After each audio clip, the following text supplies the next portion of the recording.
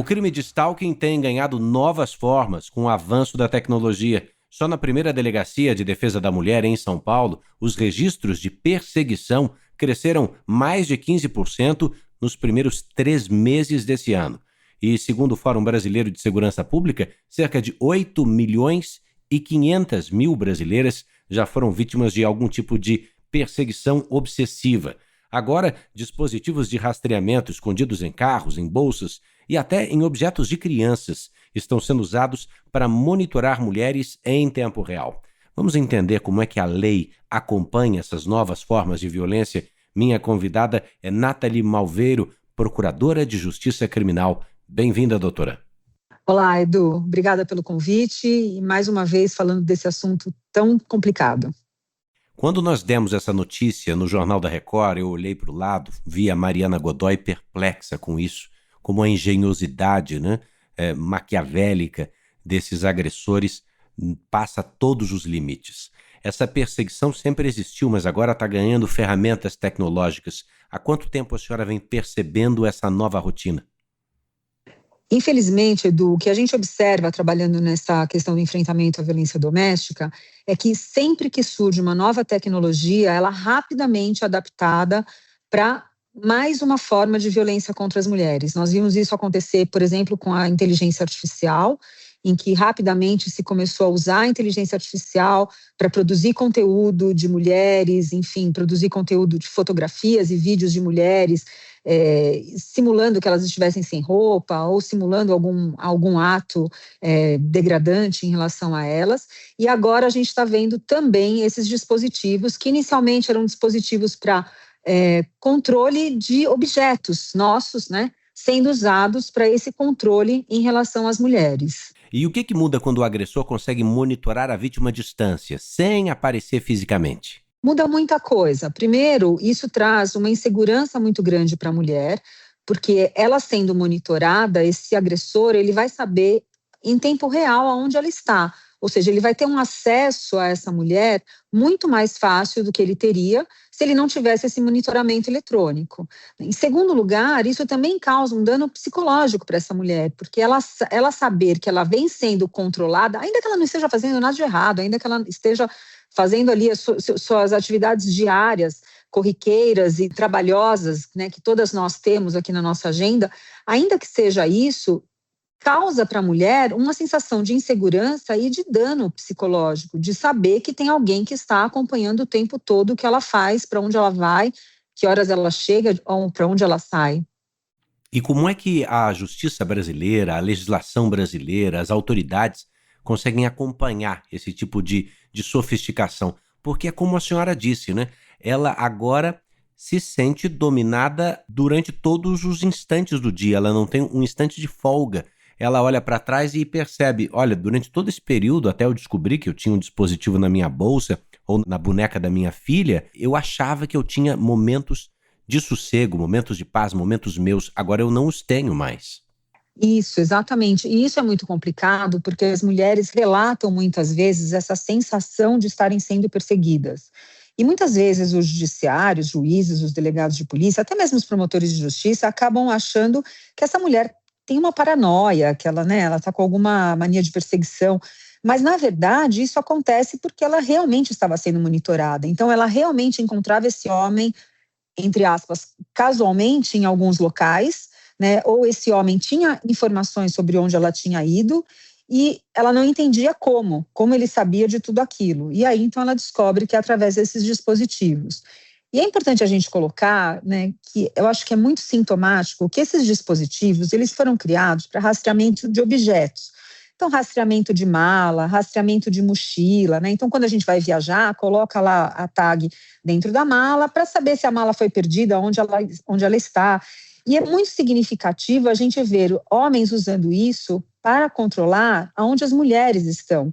Isso demonstra que efetivamente esses homens entendem que essas mulheres são uma propriedade deles. Essas mulheres são como um objeto deles e que, portanto, eles têm esse direito de seguir e de saber a todo momento onde aquele objeto deles, que pertence a eles, está. né? Eu acho isso muito sintomático. O uso desse dispositivo criado para localização de objetos ser usado para localização de mulheres. Esse potencial agressor, se ainda não fez nenhuma agressão, né, está sempre um passo à frente da vítima. Isso é terrível, é de uma angústia, de um desespero tremendos, né? Muitas vítimas só descobrem que estão sendo monitoradas por um alerta no celular, por acaso, ou às vezes quando aquela tag faz algum ruído. Agora, do ponto de vista criminal, quais são os principais desafios para provar esse tipo de perseguição tecnológica, reverter isso em algum tipo de proteção adicional à vítima, doutora? Olha, nós conseguimos identificar 2 tipos penais para essa situação. Então, o primeiro é o da perseguição, né, o stalking, que é o artigo 147-A do Código Penal. Então, esse monitoramento da mulher, né, essa perturbação na sua esfera de privacidade, ela pode configurar, então, esse crime de perseguição, mas a gente também pode configurar o crime de violência psicológica, porque esse tipo de dispositivo, esse tipo de controle das ações, dos comportamentos, mediante qualquer meio, que é o que diz a lei, ele pode causar um dano emocional à mulher. Então, nós também podemos classificar isso como uma violência psicológica. A questão que surge é como que nós vamos comprovar que isso aconteceu. Então, é muito importante que mulheres que descubram que estavam sendo monitoradas registrem de alguma forma isso. Então, se descobrirem a tag, registrem o encontro, filmem essa tag, tirem fotografia e levem à delegacia de polícia para que possa ser feito, então, uma verificação de a quem ela pertence, em nome de quem ela está registrada, para a gente poder caracterizar, então, esse crime de perseguição ou de violência psicológica. É muito importante também que as mulheres observem objetos que venham da casa do pai, dos filhos em comum. Homens têm usado muito as crianças para fazer esse tipo de monitoramento. Então, com aquela desculpa de que estão só querendo proteger o filho, querendo, por uma questão de segurança, saber onde o filho está, acabam colocando essas tags em objetos das crianças. Então, nós já vimos notícias de tags colocadas em tênis da criança, em mochila da criança, em algum brinquedo que a criança, algum bicho de pelúcia que a criança está sempre junto. Então, usam muito dos filhos para fazer esse tipo de monitoramento, numa forma de violência vicária também, que acaba atingindo as mulheres. Isso amplia, em caso de condenação, a pena, com certeza, né? Isso pode vir a caracterizar um aumento da pena, porque está usando as crianças para fazer esse tipo de monitoramento. E é importante a gente pensar que nós lutamos tanto para que os homens autores de violência sejam monitorados eletronicamente, né? Tenham, por exemplo, uma tornozeleira eletrônica que avise quando eles estão se aproximando dessas mulheres, né? E agora o que a gente está vendo é o contrário, nós estamos vendo esses agressores usando a tecnologia para saber aonde essas mulheres estão, para terem acesso 24 horas por dia, 7 dias por semana, aos deslocamentos dessas mulheres. E isso coloca efetivamente as mulheres em muito risco. Doutora Nathalie, em casos assim, esconder um rastreador em objetos pessoais ou em pertence dos filhos já é o suficiente, então, vamos confirmar aqui para quem está nos ouvindo e quem se sente acuada nesse momento ou quem já descobriu que está sendo perseguida de maneira obsessiva, isso já configurou stalking, não depende de um contexto nem de uma repetição da conduta. Basta que eu colha essas provas e leve à polícia. Exatamente. A coleta dessas provas é importante e a informação para a polícia ou para o Ministério Público é muito importante porque isso pode, inclusive, justificar um deferimento de medida protetiva em relação a essa mulher. Esse monitoramento da mulher, esse controle da mulher é bastante importante, é bastante perigoso e pode justificar a concessão de uma medida protetiva. Mas eu também estava lendo um trecho da lei e eu notei que ela fala em perseguição reiterada. Como é que a justiça interpreta isso hoje em situações digitais, em que um único dispositivo pode gerar um monitoramento da vítima 24 horas por dia? Exato, eu acho que os dispositivos, eles acabam trazendo essa reiteração que a lei exige para caracterizar a perseguição, né? Numa situação normal em que o homem está seguindo essa mulher, uma vez que ele siga, a gente não tem como caracterizar o stalking ou o crime de perseguição. Mas em relação a um dispositivo colocado que ficou ali 3, 4, 10 dias monitorando os passos daquela mulher, nós temos essa reiteração que a lei exige para a caracterização do crime de stalking. E quando a senhora fala da segunda instância do Ministério Público, a senhora pode dividir conosco a sua impressão? Os juízes, os magistrados, os desembargadores têm sido sensíveis a esse tipo de questão e têm protegido, ampliado a proteção da mulher? Cada vez mais, o Poder Judiciário, o Ministério Público, as polícias estão se capacitando para entender a dinâmica da violência de gênero. A violência de gênero ela é muito diferente da violência urbana, dessa violência corriqueira, do roubo do celular, do tráfico de drogas. Ela tem especificidades próprias e, para isso, é muito importante que todo o sistema de justiça se capacite, entenda a dinâmica desse tipo de violência. O que nós temos visto é que, felizmente, o judiciário tem se capacitado, tem entendido a importância desse tipo de violência, tem entendido mais do que a importância dessa violência, tem entendido as consequências que esse tipo de violência trazem, não só para as mulheres que sofrem a violência, mas para todo o entorno dessa mulher, os filhos, os genitores, os parentes dessa mulher, que de uma certa forma acabam sendo atingidos também quando essa mulher acaba sendo vítima, por exemplo, de um evento como esse de perseguição. Então, o judiciário tem sido muito mais sensível, por orientação do Conselho Nacional de Justiça, tem aplicado muito as regras do protocolo para julgamento com perspectiva de gênero, que é um guia para os juízes entenderem essa situação em que a mulher é colocada dentro da sociedade para tentar neutralizar o direito, né, tentar aplicar o direito de uma forma mais própria para esse tipo de situação. Para que a mulher, potencial vítima, né, ou já sabidamente agredida, já vítima de violência doméstica, para que ela se sinta empoderada, vamos dar uma informação para ela, para que ela tenha essa informação. Qual é a gradação das penas para esses crimes que surgem como uma certa novidade para todos nós, para a sociedade? Tanto o crime de stalking, quanto o crime de tortura ou perseguição psicológica e o crime vicário.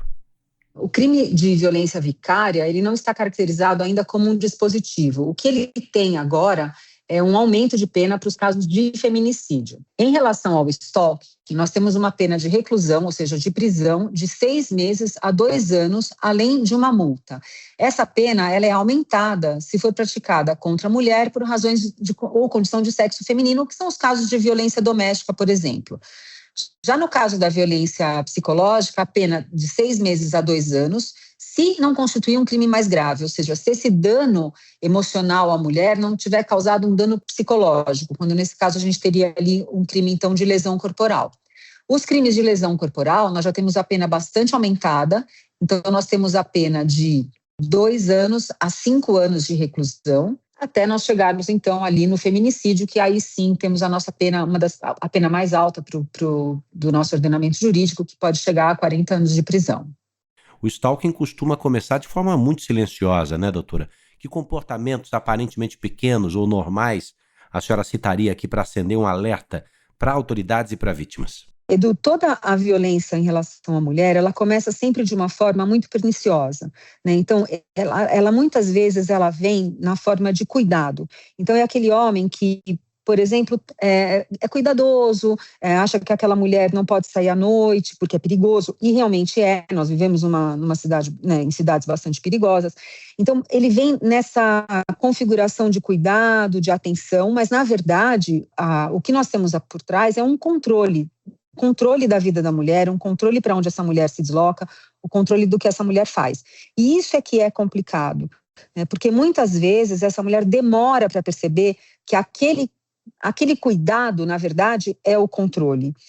Então, é muito importante que as mulheres fiquem atentas a todos esses comportamentos masculinos que nós, às vezes, normalizamos, o ciúme, esse cuidado excessivo, restrições em relação a amigas ou mesmo em relação a familiares, porque isso tudo pode configurar elementos já iniciais de um relacionamento abusivo que vai depois evoluir para situações criminosas, como a perseguição, como a lesão corporal, chegando mesmo até um feminicídio. Então, as mulheres não podem descuidar desses comportamentos, não podem, falando no popular, passar pano, né, para aquele comportamento masculino, porque aquilo pode efetivamente chegar a uma situação de maior risco para elas. Então, a primeira atitude é se proteger. e, de maneira protegida, angariar provas com fotos e vídeos da perseguição, da violência, do controle excessivo, da tortura sobre os filhos e sobre você, e então procurar a proteção das autoridades. Bom, está terminando aqui a nossa edição 1452 do podcast JR 15 Minutos, e é por isso que eu agradeço sempre a participação da Procuradora de Justiça Criminal, Nathalie Malveiro. Muito obrigado, viu, doutora? Obrigada, Edu. Eu que agradeço a oportunidade para nós falarmos de novo desse assunto. É um assunto que a gente fica chateado de ter que toda hora estar falando, mas é importante porque a informação pode salvar a vida de muitas mulheres. Tomara que salve mesmo. A produção de hoje foi do David Bezerra e das estagiárias Bárbara Maiato e Mariana Picciarelli, sonoplastia de Camila Nunes, coordenação de conteúdo Deni Almeida, direção editorial de André Basbaum e vice-presidência de jornalismo de Antônio Guerreiro. Eu sou o Edu Ribeiro, obrigado pela companhia e bora para a próxima.